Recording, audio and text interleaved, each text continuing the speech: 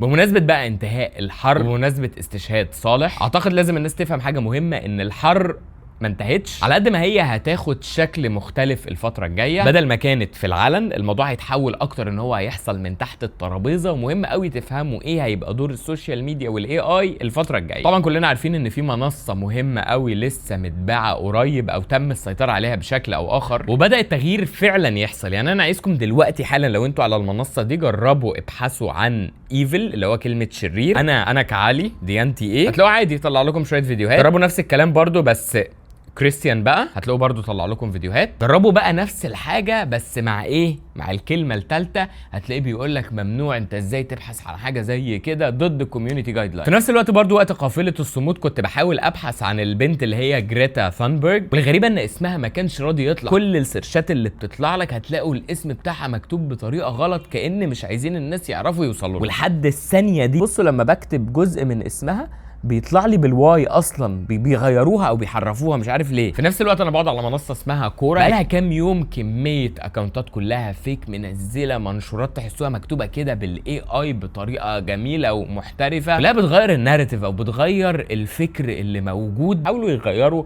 المفاهيم ويرجعوا يكسبوا التعاطف تاني. دلوقتي كل اللي هيحصل هيبقى من تحت الترابيزه، فحاولوا دايما تبقوا صحيين، ويعني ربنا يستر على الفتره الجايه.